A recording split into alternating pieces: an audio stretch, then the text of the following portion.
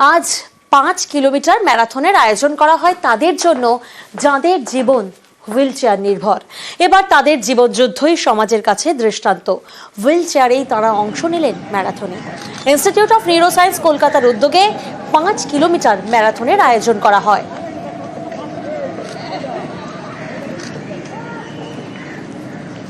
এটার নামটায় থেকেই বুঝতে পারবেন যেটার নাম হলো যুগলবন্দি। যুগলবন্দি হচ্ছে বেসিক্যালি রিদম, হ্যাঁ, আর এখানে যুগলবন্দিটা হচ্ছে rhythm between legs and wheels. এদেরকে মেইন স্ট্রিমে নিয়ে আসা, অনেকেদের মধ্যে কিন্তু ন্যাশনাল চ্যাম্পিয়ন্সও আছে। তো এই ধরনের প্রোগ্রাম এদের একটা মোটিভেট করে।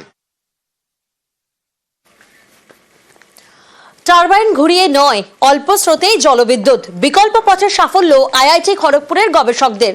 জলবিদ্যুৎ তৈরির নতুন কৌশলকে পর্যটনে কাজে লাগাতে চাইছেন গবেষকরা, আর এতে কর্মসংস্থানও বাড়বে বলে আশা।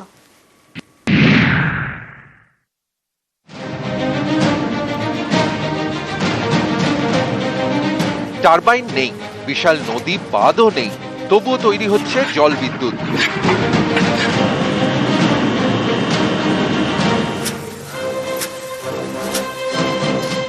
পশ্চিম মেদিনীপুরের কেশিয়ারিতে সুবর্ণরেখা নদী। এই নদীর জলকে কাজে লাগিয়ে বিদ্যুৎ তৈরি করেন আইআইটি খড়গপুরের গবেষকরা। জলের অল্প স্রোতেই বিদ্যুৎ, 2024 সালের সাফল্য।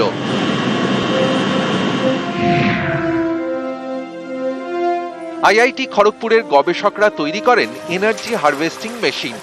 এই মেশিনের সাহায্যে অল্প স্রোতেই বিদ্যুৎ।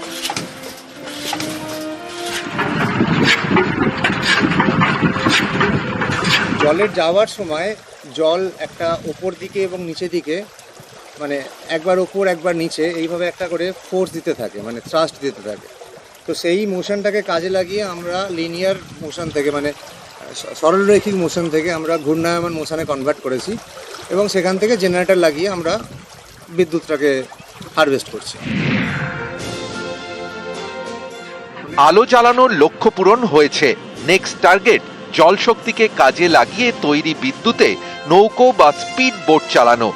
সেই লক্ষ্য পূরণ হলে পর্যটনের পাশাপাশি কর্মসংস্থানও বাড়বে বলে আশা। We are targeting to generate, scale it up to 1 kilowatt. तो 1 किलोवाट स्केल अप होने के बाद उधर आप देख सकते हैं बड़ा मॉडल है, उसमें से उसका कैपेसिटी है 1 किलोवाट। वो जो पावर जो जनरेट होगा वो पावर से हम इधर local tourism, water tourism and उसमें टूरिज्म डेवलप करने के लिए सोच रहे थे। Like it is like 1 night stay और 1 डे स्टे। পশ্চিম মেদিনীপুর থেকে শঙ্কর রায়, নিউজ 18 বাংলা।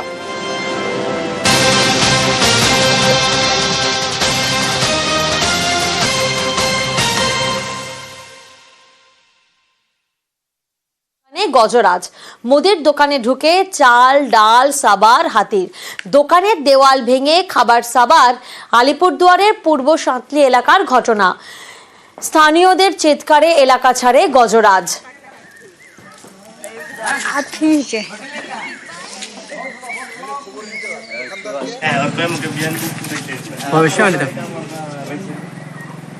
প্রতিনিধি রাজকুমার এই মুহূর্তে আমাদের সঙ্গে রয়েছেন। রাজকুমার, যে ছবি আমরা দেখছি, রীতিমতো মুদির দোকানে ঢুকে তাণ্ডব চালাচ্ছে, বন দপ্তরের তরফ থেকে কি ব্যবস্থা নেওয়া হচ্ছে? দেখো, বন দপ্তরের পক্ষ থেকে কিন্তু ইতিমধ্যেই কিন্তু ওই এলাকায় পৌঁছে এই যে ক্ষয়ক্ষতি হয়েছে সেই ক্ষয়ক্ষতির হিসেব করা হয়েছে, এবং যে মুদির দোকানে এই হাতি হামলা চালিয়েছে সেই মুদির দোকানের মালিককে ক্ষতিপূরণের জন্য আবেদন করতে বলা হয়েছে। শুধু তাই নয়, এলাকায় বনকর্মীদের মোতায়েন করেছে বক্সা টাইগার কর্তৃপক্ষ, যাতে আবার হাতি আসতে যাতে তাদেরকে তাড়িয়ে জঙ্গলে নেওয়া যায়। এইরকম সব রকম ব্যবস্থাই কিন্তু বন দপ্তরের পক্ষ থেকে নেওয়া হয়েছে।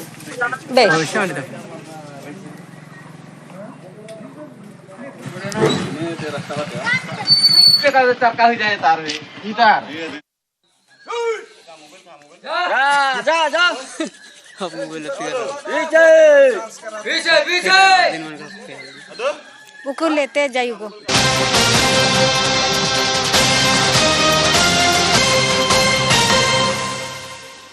নববর্ষে শুরু হচ্ছে মেট্রোর পার্পল লাইনের কাজ।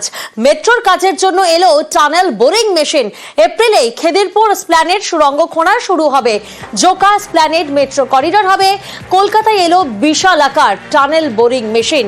আসছে আরও একটি বোরিং মেশিন, 90 মিটার লম্বা, 650 টন ওজনের এই টিবিএম। প্রিকাস্ট সেগমেন্ট রিং দিয়ে সুড়ঙ্গ খনন নির্মাণ হবে। প্রায় 1700 কিলোমিটার পাড়ি দিয়ে তামিলনাড়ু থেকে কলকাতাতে এসে পৌঁছলো টানেল বোরিং মেশিন। যে টানেল বোরিং মেশিন দিয়ে খিদিরপুরের সেন্ট থমাস থেকে ভিক্টোরিয়া হয়ে পার্ক স্ট্রিট পর্যন্ত নতুন মেট্রো পথের বা জোকা এসপ্ল্যানেড মেট্রো প্রকল্পের যে অংশের সেখানে সুড়ঙ্গ খননের কাজ শুরু করা হবে। যে টানেল বোরিং মেশিন যেটি দেখতে পাওয়া যাচ্ছে এখানে রয়েছে, আনা হয়েছে নতুন, সেটি 90 মিটার লম্বা, 650 টন ওজন এবং এই টানেল বোরিং মেশিন মাটির প্রায় 17 মিটার নিচে নামানো হবে। যে টানেল বোরিং মেশিন প্রত্যেক দিন 10 মিটার করে রিং বানানোর কাজ সেটা শুরু করবে এবং সেই কাজ ক্রমাগত মনিটরিংও করা হবে। অপর একটি টানেল বোরিং মেশিনও আগামী কয়েকদিনের মধ্যে শহর কলকাতাতে এসে পৌঁছবে। যেহেতু দুটো টানেল বা সুড়ঙ্গ তৈরি করা হবে, সেটি এসে পৌঁছানোর পর দ্বিতীয় সুড়ঙ্গ খননের কাজ শুরু করা হবে। আপাতত যেটা দিন নির্ধারিত করা হচ্ছে, বাংলা নববর্ষেই পুজো করে খিদিরপুর সেন্ট থমাস থেকে ভিক্টোরিয়ার উদ্দেশ্যে মেট্রো সুড়ঙ্গ খননের জন্য এই বিশাল আকার টানেল বোরিং মেশিন তার যাত্রা শুরু করবে। ক্যামেরা সুব্রত জানার সাথে আবির ঘোষাল, নিউজ 18 বাংলা, কলকাতা। আর নজর রাখবো শিলিগুড়ির দিকে। শিলিগুড়ির ডেপুটি মেয়রকে খুনের হুমকি। ডেপুটি মেয়রের গাড়িতে হামলার গ্রেফতার করা হয়েছে দুজনকে। গতকাল হিলকাট রোডে হুমকি দেওয়া হয়, হামলা করা হয়। রঞ্জন সরকারের গাড়ি থামিয়ে হামলার অভিযোগ সামনে আসে। ডেপুটি মেয়র দুষ্কৃতীর ছবি তুলতে গেলে হুমকি পর্যন্ত দেওয়া হয়। কাল ধৃতদের আদালতে পেশ করা হবে। প্রতিনিধি পার্থ এই মুহূর্তে আমাদের সঙ্গে রয়েছেন, সরাসরি পার্থ থেকে জানবো। পার্থ, যাদেরকে গ্রেফতার করা হয়েছে তাদের পরিচয় কি? এখনো কিন্তু পুলিশ বা ডেপুটি মেয়র তিনিও কিন্তু, তবে যে দুজনকে গ্রেপ্তার করেছে তার মধ্যে একজনের বাড়ি কিন্তু বাঁকুড়া জেলায়, শিলিগুড়ির বাসিন্দা নয়। যে দুষ্কৃতী গতকাল ডেপুটি মেয়রকে হুমকি দিয়েছিল প্রাণের হরা, তার বাড়ি বাঁকুড়ায় এমনটা জানা যাচ্ছে এবং তার রাজনৈতিক পরিচয় সেটাও জানানোর চেষ্টা করছে তদন্তকারী পুলিশ কর্তারা। ইতিমধ্যেই কিন্তু গতকালের এই ঘটনায় দুজনকে কিন্তু গ্রেপ্তার করেছে। আগামীকাল তাদের আদালতে তোলা হবে এবং গোটা ঘটনায় কিন্তু শহরের রাজনৈতিক মহলও যথেষ্ট আলোড়ন করেছে, ঘটনার নিন্দা করেছেন। কোন উদ্দেশ্যে এই হামলা, কোন উদ্দেশ্যে এই হুমকি, কি জানা যাচ্ছে পার্থ? ব্যক্তিগত কাজেই কিন্তু ডেপুটি মেয়র কালকে যখন যাচ্ছিলেন হিলকাট রোড ধরে, তখনই এই ঘটনা ঘটে। কিছু বোঝার আগে এখনো কিন্তু ডেপুটি মেয়রের সঙ্গে কিছুক্ষণ আগে আমি কথা বলেছি, এই নিজেও বিষয়টি নিয়ে যথেষ্ট উদ্বিগ্ন। তবে কেন তার উপরে এভাবে হামলা ঘটনা ঘটলো, কেন এর আগে কখনো এই ধরনের ঘটনা কিন্তু ঘটেনি শিলিগুড়িতে। সরাসরি ডেপুটি মেয়রের গাড়ি থামিয়ে গাড়ির উপরে হামলা, তাকে পানি দেওয়া হয়, তা নিয়ে কিন্তু যথেষ্ট ডেপুটি মেয়র চিন্তিত। কেন এমন হচ্ছে সেটাও তারা এখনো বুঝে উঠতে পারেনি। বেশ, আমার গাড়ির সামনে হঠাৎ কিছু উন্মত্ত লোকজন তারা এসে হামলা করে, আমার গাড়ির উপরে আঘাত করে। সর্বোচ্চ জায়গা থেকে সব জায়গাতে জানানোর চেষ্টা করেছি, জানিয়েছি। আমার নিজের বাড়িতে যদি আমি চলাচল না করতে পারি, এর থেকে লজ্জার কিছু নেই। এটা বাংলায় হবে না। ওনারা অ্যাডমিনিস্ট্রেটিভ দেখবে, আমরা পলিটিক্যালি দেখব। 2-4টা বাইরের লোক এসে কিছু করলো, এটাতে আমি ভয় পাওয়ার কিছু নেই। ডেপুটি মেয়রের গাড়ির উপরে যে আক্রমণটা হয়েছে এটা খুবই অনভিপ্রেত ঘটনা। দুজন যুবক অ্যারেস্ট হয়েছে, তার মধ্যে একজন বাঁকুড়া অধিবাসী আর একজন শিলিগুড়ি 4 নম্বর ওয়ার্ডে থাকে। এটা একটা বিচ্ছিন্ন ঘটনা, পুলিশ অ্যাকশন নিয়েছে। কালকে রাতে আমি পুলিশের সাথে কথা বলেছি।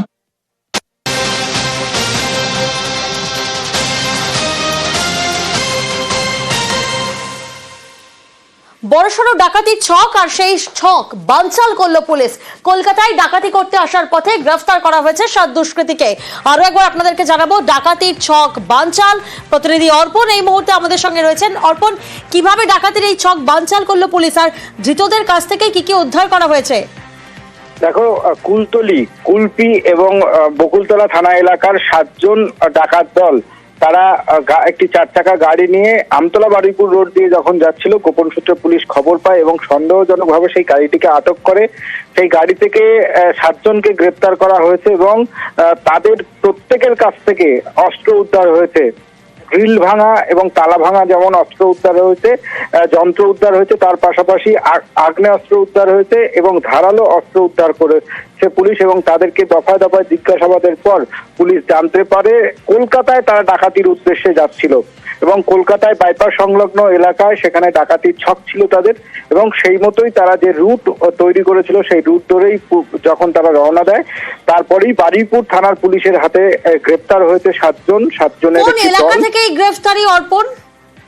বারুইপুর থানার টংতলা এলাকা থেকে এই 7জনকে গ্রেপ্তার করা হয়েছে। গাড়ি যেটি আটক করা হয়েছে সেই গাড়ির থেকে একটি নম্বর প্লেট, আলাদা একটি নম্বর প্লেট উদ্ধার করেছে পুলিশ। কারণ যেটা হিসেবে জানা যাচ্ছে যে কলকাতায় ডাকাতির পর নাম্বার প্লেট বদলে তাদের গাড়ির থেকে যে নম্বর প্লেট উদ্ধার হয়েছে সেই গাড়ির নাম্বার প্লেট বদলে তারা আবার ফিরে আসার জন্য ছক কষেছিল। তাদের ধৃত 7জনকে আজকে বারুইপুর মহকুমা আদালতে তোলা হয়েছে। প্রত্যেককে নিজেদের হেফাজতে চেয়ে আবেদন জানিয়েছে পুলিশ।